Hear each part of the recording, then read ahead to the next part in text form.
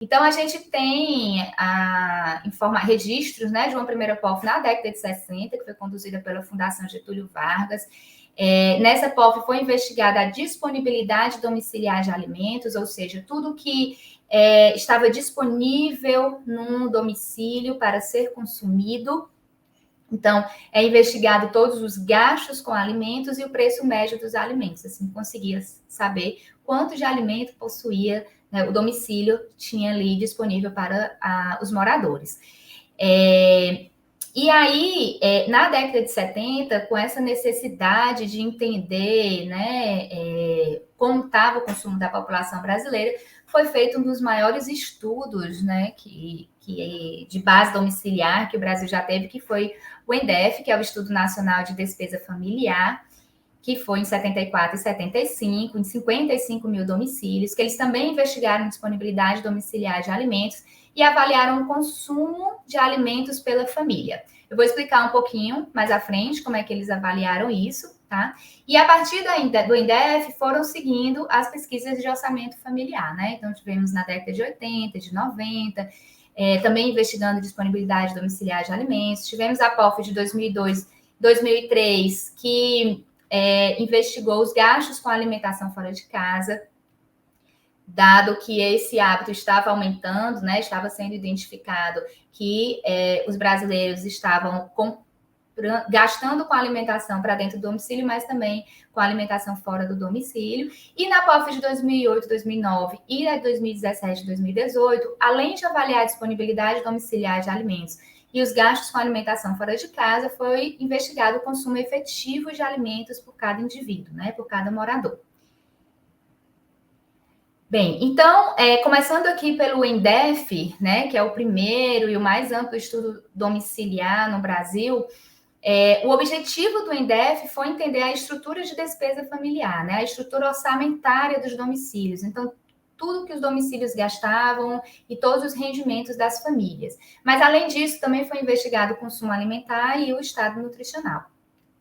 Então, a gente tinha informação de aquisições dos alimentos, que é o que a gente chama de disponibilidade domiciliar de alimentos, e a gente tinha informação sobre o que as famílias consumiam. Isso foi feito através de um registro com pesagem direta durante 7 dias consecutivos. Então, os entrevistadores iam no domicílio de 2 a 3 vezes por dia, pesavam todos os alimentos que iam ser consumidos por aquela família, deixava saquinhos, né, nos domicílios para que fossem colocados resíduos, as sobras, os desperdícios, para que depois fosse pesado, para se avaliar o quanto aquela família consumiu num período de uma semana, né? Então, vocês imaginam, assim, a dimensão, né, do que foi o ENDEF, né, o investimento que foi dado para a realização desse estudo. E foi super importante para o Brasil, né? Então, foi um primeiro conhecimento, assim, do que as famílias estavam efetivamente consumindo.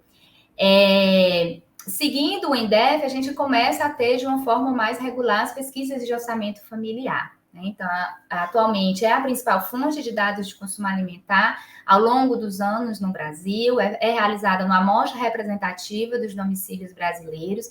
Ela também tem como objetivo investigar a estrutura de consumo, ou seja, os gastos das famílias e os rendimentos das famílias. E dentro desses gastos, a gente tem os gastos com alimentação dentro de casa e com alimentação fora de casa. E é essa informação que é utilizada para se estimar o consumo alimentar no Brasil.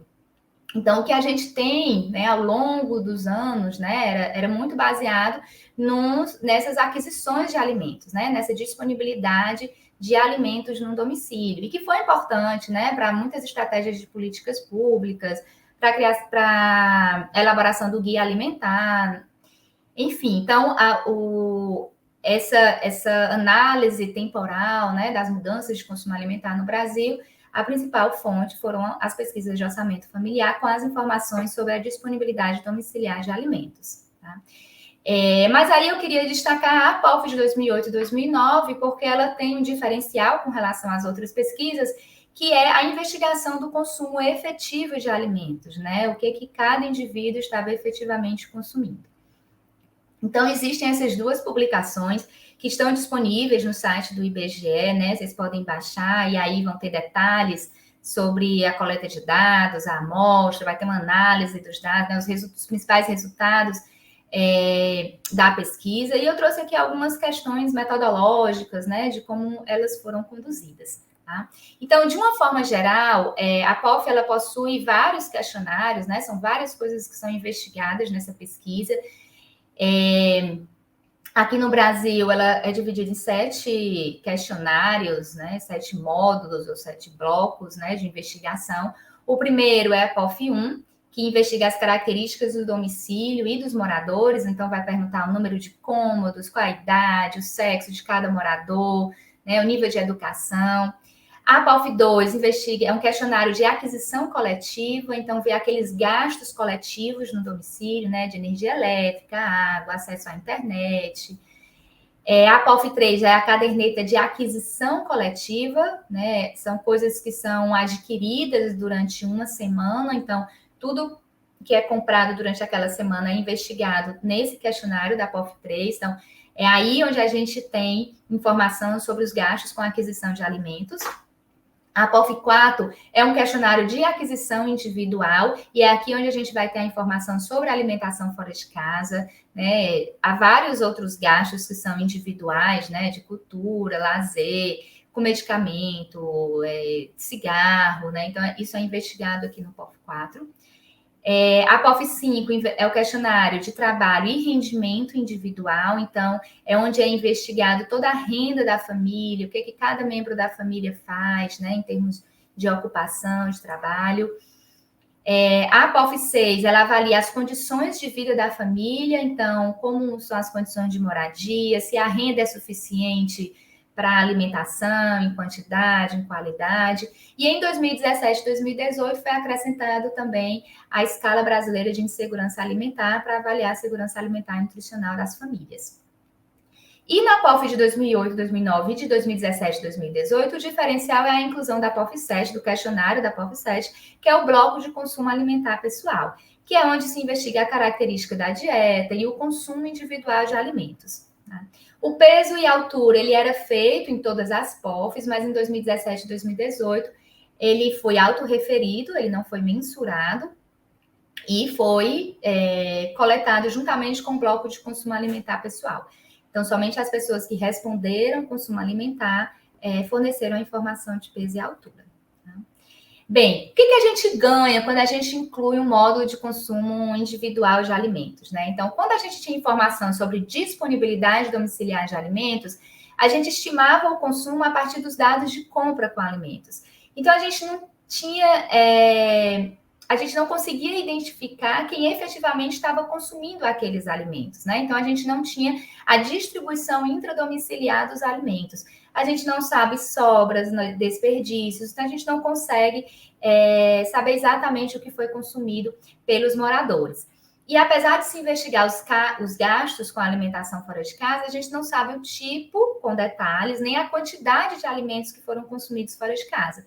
Então, a gente sabe que foi comprado um refrigerante, mas a gente não sabe quantos, né? A quantidade, qual refrigerante, então a gente não tem muitos detalhes sobre isso.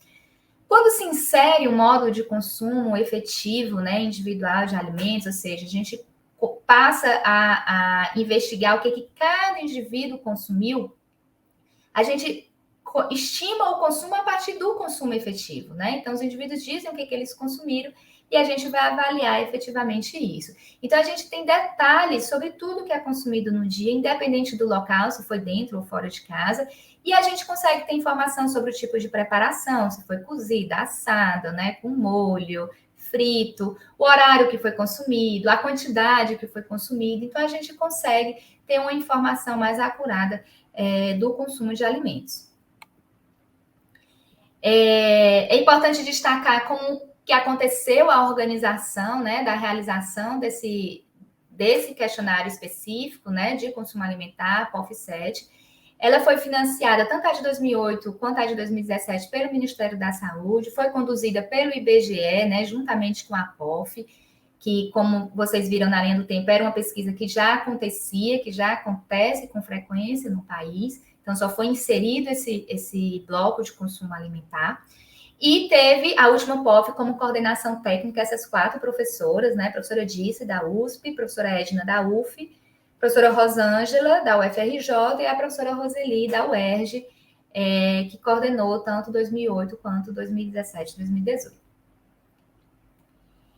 Só para vocês terem, né, uma ideia da magnitude da coleta de dados dessas duas POFs, né? Na POF de 2008 e 2009, foram realizadas entrevistas em quase 56 mil domicílios e uma parte desses domicílios foram selecionados para participar do módulo de consumo alimentar. Então, 34.003 indivíduos forneceram dados de consumo alimentar em 2008 e 2009. Em 2017 e 2018, foram 57.920 domicílios que foram entrevistados para a POF e quase 35% desses domicílios forneceram dados de consumo alimentar. E esses dados, né, foram coletados de 46.164 moradores. Para a gente entender o que cada uma das POFs coletaram, a POF de 2008 e 2009 marca também, né, o primeiro inquérito de abrangência nacional investigando o consumo efetivo de alimentos, né, individual, porque a gente tinha o ENDEF, mas o ENDEF a gente tinha o consumo da família, a gente não tinha o consumo de cada indivíduo. Então a POF marca, né, a POF de 2008 e 2009, ela foi uma importante pesquisa e marco para essa investigação de consumo alimentar no país. Então, a forma como foi coletada foi através de 2 registros alimentares. Então, os indivíduos tinham que anotar tudo que eles consumiam durante o dia, em 2 dias não consecutivos. Depois de fazer esse registro, todas as informações eram colocadas em um software desenvolvido pelo IBGE, que possuía mais de 1.500 alimentos, né, possíveis de serem inseridos. Caso o indivíduo consumisse algum alimento que não era nenhum desses 1.500, o entrevistador poderia acrescentar, né, esse alimento. Isso aconteceu, visto que a gente mora num país, né, muito diverso, com alimentação muito diferente em cada região.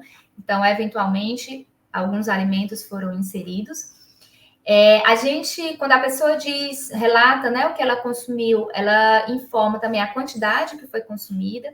A forma das pessoas relatarem a quantidade é através de unidades de medida caseira, né? Então, um copo pequeno, um copo grande, uma xícara de café, uma xícara de chá, colher de sopa, colher de sobremesa, né? Então, para facilitar, né, o relato da quantidade consumida. Então, em 2008 e 2009, tinham 106 unidades de medidas e 15 formas de preparação, entre frito, assado, né, cozido.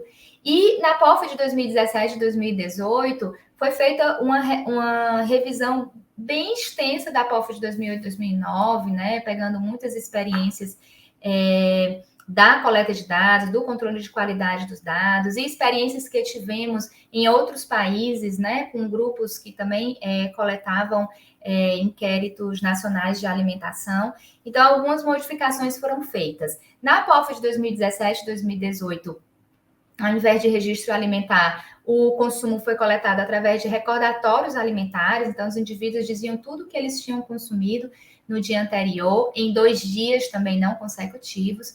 A quantidade de itens aumentou para 1.832 e a quantidade de medidas, né, possíveis de serem relatadas diminuiu para 64, melhorando a acurácia da informação. As formas de preparação também foram revisadas, né, e passaram a ser 9. E em ambos os inquéritos, os indivíduos tinham que relatar o horário de consumo. A gente teve alguns avanços, né, da de 2008 para a de 2017, com relação à ocasião de consumo, que isso não foi perguntado em 2008, mas em 2017 as pessoas tinham que relatar se aquela refeição, né, o que elas consideravam daquela refeição, se era o café da manhã, almoço, jantar, lanche, ceia ou outra refeição, e também com relação ao local de consumo. Então, em 2008 e 2009, a gente sabia se o consumo era dentro ou fora de casa. E em 2017 e 2018, esse consumo, o local, né, ele foi um pouco mais detalhado. Se era em casa ou levado de casa, se era merenda escolar, se era um restaurante por quilo, outro tipo de restaurante, se era cantina, bar, lanchonete, fast food, ou se eram vendedores ambulantes. A mesma coisa com relação a itens de adição. Então, aqui são detalhes, né, da forma de coletar consumo alimentar que e quem trabalha com isso, né, sabe a dificuldade, né, de acessar algumas informações. Então, em 2008 e 2009, os relatos eram espontâneos. Tá? Eu consumi um copo médio de suco de laranja e coloquei açúcar. Né? Se eu dissesse, isso, né, registrasse, era feito a inclusão do item. Em 2017 e 2018, foi investigado a adição de alguns itens, né, para preparações e alimentos específicos. Então, alguns alimentos era possível, né, adicionar. Tinha a pergunta se você adicionou algum desses itens, né, a esses alimentos. Então, esses eram os itens, né, possíveis de serem adicionados, como azeite, manteiga, açúcar, adoçante, mel, melado, maionese, ketchup, mostarda, molho, shoyu, queijo ralado e creme de leite. Então, tinha uma pergunta mais específica com relação aos itens de adição. Nos dois inquéritos, né, tinha uma pergunta com relação ao o que era mais utilizado para adoçar os alimentos. Se era açúcar, adoçante, se usava os dois ou não usava nenhum dos dois. Então, a gente sabe aqui que no Brasil, a gente tem muitas preparações que já vêm adoçada, né? Então, nos estudos piloto que ocorreram, né, para testar a POF, testar o questionário, o método de coleta de dados, algumas pessoas informavam, eu consumi café, mas ele já estava adoçado, suco, mas já estava adoçado, né? E não sabe o quanto que estava adoçado. Então, a gente incluiu essa pergunta, tanto em 2008, 2009, quanto em 17, 18, sobre o que era, né, mais utilizado para adoçar os alimentos. Em 2017, algumas outras perguntas foram adicionadas para conhecer um pouco mais do hábito alimentar. Então, foi questionado sobre o hábito de adicionar sal ao prato de comida, o uso de suplementos, se a pessoa estava realizando alguma dieta e se aquele dia que estava sendo relatado de consumo tinha sido um dia típico ou atípico na alimentação da pessoa. E quando a gente, depois de coletar toda aquela informação, né, os entrevistadores, eles foram treinados para fazer perguntas de sondagem de algum alimento que é frequentemente esquecido. Se os indivíduos passassem mais de 3 horas entre uma refeição ou outra, era questionado se realmente eles não tinham consumido nada naquele intervalo. Se tivessem poucos itens, né, nos questionários, também era feita a revisão.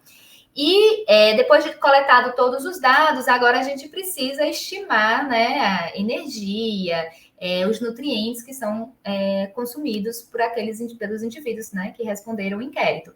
Então, a primeira coisa é transformar aquelas medidas referidas, né? Aí eu consumi uma fatia de torta de frango, por exemplo. Então, quanto que aquela fatia representa em gramatura? Para isso, foi desenvolvida uma tabela de medidas referidas para os alimentos consumidos no Brasil, que é uma tabela compilada de outras tabelas de medidas caseiras. E para, depois da gramatura, eu estimar a energia, né, e nutriente dos alimentos, foi também desenvolvido uma tabela de composição nutricional dos alimentos consumidos.